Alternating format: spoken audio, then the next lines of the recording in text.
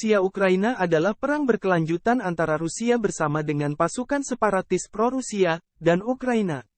Konflik ini dimulai pada Februari tahun 2014 setelah Revolusi Martabat Ukraina, dan awalnya berfokus pada status Crimea dan bagian dari Donbas, yang diakui secara internasional sebagai bagian dari Ukraina. 8 tahun pertama konflik termasuk aneksasi Crimea oleh Rusia dan perang di Donbas antara Ukraina dan separatis yang didukung Rusia, serta insiden Angkatan Laut, perang cyber, dan ketegangan politik. Menyusul pembangunan militer Rusia di perbatasan Rusia-Ukraina dari akhir 2021, konflik meluas secara signifikan ketika Rusia meluncurkan invasi skala penuh ke Ukraina pada tanggal 24 Februari tahun 2022. Pemimpin Uni Soviet, Nikita Khrushchev memindahkan Crimea, yang telah menjadi rumah bagi armada Laut Hitam Rusia atau Soviet, dari RSFS Rusia ke RSK Ukraina pada tahun 1954. Peristiwa ini dipandang sebagai gerakan simbolis, yang tidak signifikan, karena kedua republik tersebut merupakan bagian dari Uni Soviet dan bertanggung jawab kepada pemerintah di Moskow. Otonomi Crimea didirikan kembali pada tahun 1991 setelah referendum, tepat sebelum pembubaran Uni Soviet.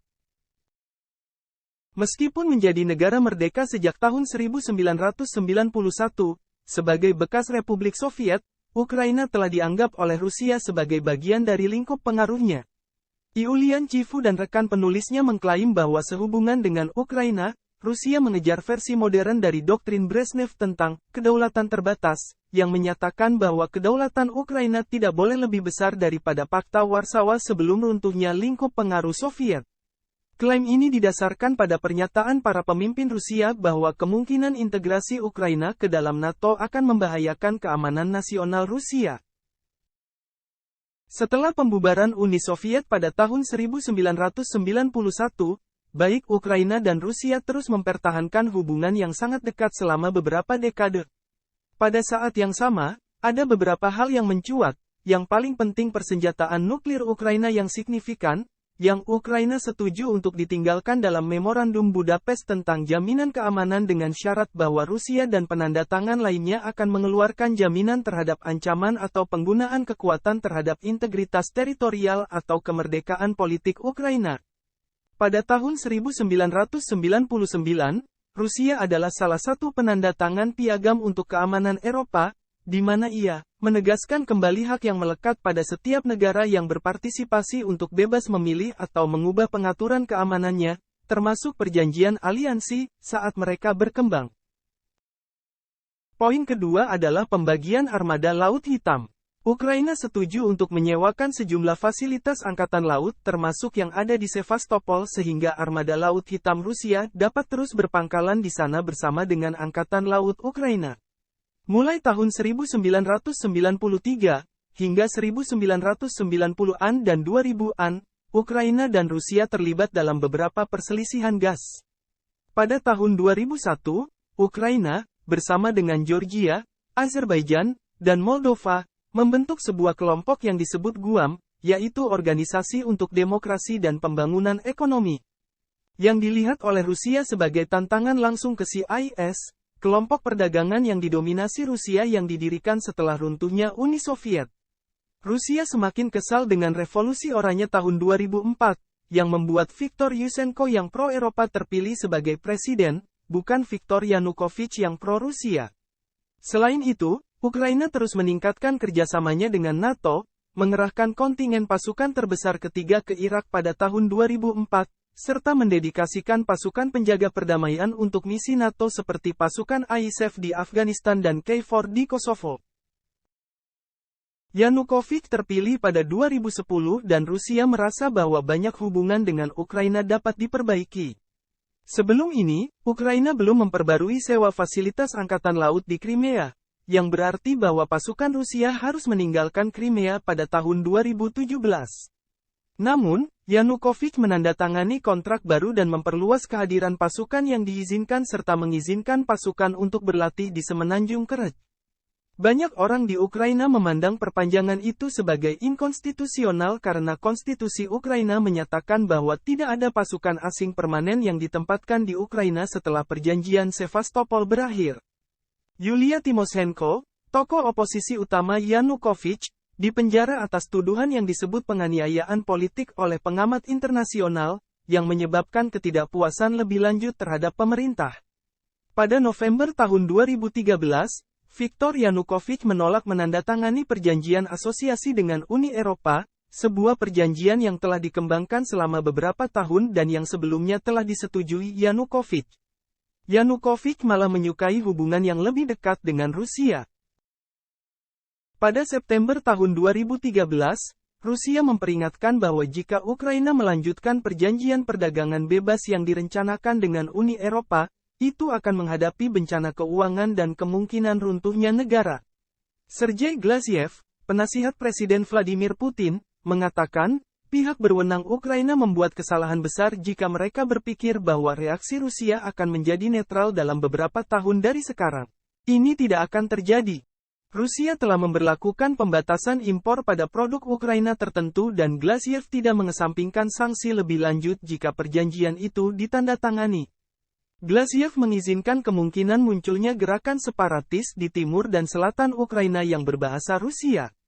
Dia bersikeras bahwa, jika Ukraina menandatangani perjanjian, itu akan melanggar perjanjian bilateral tentang kemitraan strategis dan persahabatan dengan Rusia yang menggambarkan perbatasan negara. Rusia tidak akan lagi menjamin status Ukraina sebagai negara dan mungkin dapat melakukan intervensi jika wilayah pro-Rusia di negara itu mengajukan banding langsung ke Rusia. Setelah berbulan-bulan protes sebagai bagian dari gerakan Euromaidan, pada tanggal 21 Februari tahun 2014, Yanukovych dan para pemimpin oposisi parlemen menandatangani kesepakatan penyelesaian yang menyerukan pemilihan awal. Keesokan harinya, Yanukovych melarikan diri dari ibu kota menjelang pemungutan suara pemakzulan yang melucuti kekuasaannya sebagai presiden. Pada tanggal 27 Februari pemerintah sementara dibentuk dan pemilihan presiden awal dijadwalkan. Hari berikutnya, Yanukovych muncul kembali di Rusia dan dalam konferensi pers menyatakan bahwa dia tetap menjabat sebagai presiden Ukraina, sama seperti Rusia memulai kampanye militer terbuka di Crimea. Para pemimpin wilayah timur Ukraina yang berbahasa Rusia menyatakan kesetiaan yang berkelanjutan kepada Yanukovych, yang menyebabkan kerusuhan pro-Rusia di Ukraina 2014. Pada tanggal 23 Februari parlemen mengadopsi undang-undang untuk mencabut Undang-Undang 2012 yang memberikan status resmi bahasa Rusia.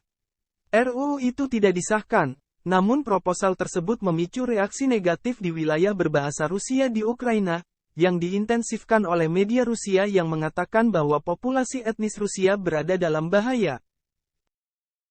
Sementara itu, pada pagi hari tanggal 27 Februari unit polisi khusus Berkut dari Crimea dan wilayah lain di Ukraina, yang telah dibubarkan pada tanggal 25 Februari merebut pos pemeriksaan di Tanah Genting Perekop dan Semenanjung Konhar.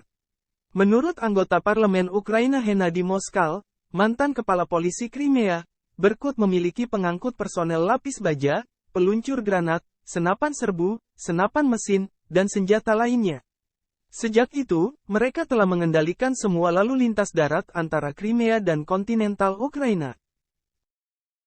Pada tanggal 7 Februari tahun 2014, sebuah audio yang bocor mengungkapkan bahwa asisten Menteri Luar Negeri Amerika Serikat untuk urusan Eropa dan Rusia, Victoria Nuland di Kyiv, sedang mempertimbangkan pembentukan pemerintahan Ukraina berikutnya. Nuland mengatakan kepada Duta Besar Amerika Serikat, Geoffrey Piat, bahwa dia tidak berpikir Vitali Klitschko harus berada dalam pemerintahan baru. Klip audio pertama kali diposting di Twitter oleh Dmitry Loskutov, seorang ajudan wakil Perdana Menteri Rusia Dmitry Rogozin. Pada bulan Agustus tahun 2016, Dinas Keamanan Ukraina menerbitkan gelombang pertama penyadapan telepon dari tahun 2014 oleh Sergei Glaziev, Konstantin Zatulin, dan orang lain, di mana mereka membahas pendanaan rahasia aktivis pro-Rusia di Ukraina Timur, pendudukan gedung-gedung pemerintahan dan tindakan-tindakan lain yang pada waktunya menimbulkan konflik bersenjata.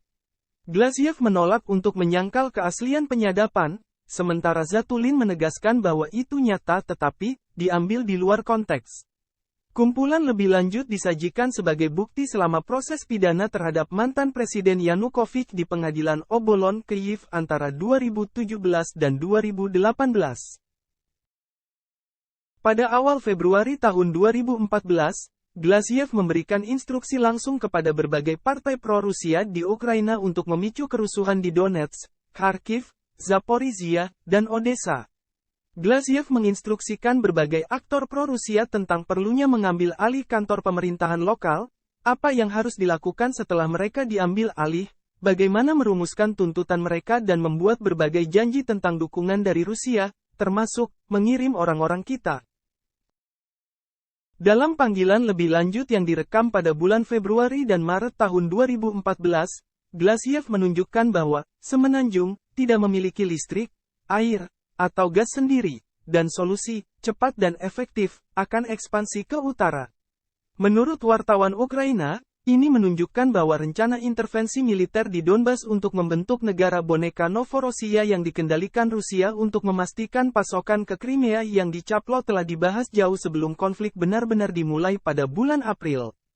Beberapa juga menunjukkan kesamaan wilayah Novorossiya yang direncanakan dengan proyek singkat sebelumnya dari Republik Otonomi Ukraina Tenggara yang diusulkan secara singkat pada tahun 2004 oleh politisi pro-Rusia di Ukraina. Pada tanggal 4 Maret tahun 2014, perwakilan tetap Rusia untuk PBB, Vitali Churkin menyerahkan fotokopi surat yang ditandatangani oleh Viktor Yanukovych pada tanggal 1 Maret tahun 2014, meminta agar Presiden Rusia, Vladimir Putin menggunakan angkatan bersenjata Rusia untuk memulihkan supremasi hukum, perdamaian, ketertiban, stabilitas dan perlindungan penduduk Ukraina. Kedua majelis parlemen Rusia memberikan suara pada tanggal 1 Maret untuk memberikan Presiden Putin hak untuk menggunakan pasukan Rusia di Crimea. Pada tanggal 24 Juni Vladimir Putin meminta parlemen Rusia untuk membatalkan resolusi tentang penggunaan pasukan Rusia di Ukraina.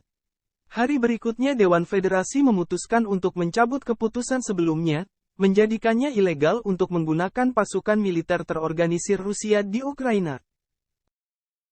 Pada awal konflik, Rusia memiliki sekitar 12.000 personel militer di Armada Laut Hitam, yang terletak di beberapa tempat di seluruh semenanjung Crimea seperti Sevastopol, Kacha, Havardiske, Simferopol Rayon, Saih dan beberapa lainnya. Disposisi angkatan bersenjata Rusia di Crimea tidak diungkapkan secara jelas kepada publik yang menyebabkan beberapa insiden seperti konflik di dekat mercusuar Tanjung Saih tahun 2005. Kehadiran Rusia diizinkan oleh perjanjian pangkalan dan transit dengan Ukraina. Menurut perjanjian, komponen militer Rusia di Crimea dibatasi, termasuk maksimum 25.000 tentara, persyaratan untuk menghormati kedaulatan Ukraina, menghormati undang-undangnya dan tidak ikut campur dalam urusan internal negara, dan menunjukkan kartu identitas militer mereka. Ketika melintasi perbatasan internasional dan operasi mereka di luar lokasi penempatan yang ditentukan hanya diizinkan setelah berkoordinasi dengan badan-badan yang kompeten dari Ukraina. Di awal konflik, perjanjian batas pasukan yang cukup besar memungkinkan Rusia untuk secara signifikan memperkuat kehadiran militernya dengan kedok masalah keamanan yang masuk akal. Mengerahkan pasukan khusus dan kemampuan lain yang diperlukan untuk melakukan operasi di Crimea. Menurut perjanjian asli tentang Divisi Armada Laut Hitam Soviet yang ditandatangani pada tahun 1997, Federasi Rusia diizinkan memiliki pangkalan militernya di Crimea hingga 2017, setelah itu ia harus mengevakuasi semua unit militernya termasuk bagian dari Armada Laut Hitam keluar dari Republik Otonomi Crimea dan Sevastopol. Sebuah proyek konstruksi Rusia untuk kembali ke armada di Novorossiysk diluncurkan pada tahun 2005 dan diharapkan akan selesai sepenuhnya pada tahun 2020, tetapi pada tahun 2010 proyek tersebut menghadapi pemotongan anggaran besar dan penundaan konstruksi. Pada tanggal 21 April tahun 2010, mantan Presiden Ukraina Viktor Yanukovych menandatangani kesepakatan baru yang dikenal sebagai Pakta Kharkiv, memperpanjang masa tinggal sampai 2042 dengan opsi untuk memperbarui dan sebagai imbalannya menerima beberapa diskon pada gas yang dikirim dari Federasi Rusia. Pakta Kharkiv lebih merupakan pembaruan dari beberapa perjanjian mendasar yang ditandatangani pada 1990-an antara Perdana Menteri kedua negara, Viktor Chernomyrdin dan Pavlo Lazarenko dan Presiden Boris Yeltsin dan Leonid Kuchma. Konstitusi Ukraina, sementara memiliki larangan umum penyebaran pangkalan asing di tanah negara, awalnya juga memiliki ketentuan transisi, yang memungkinkan penggunaan pangkalan militer yang ada di wilayah Ukraina untuk sementara penempatan formasi militer asing. Hal ini memungkinkan militer Rusia untuk tetap bermarkas di Crimea sebagai pangkalan militer yang ada.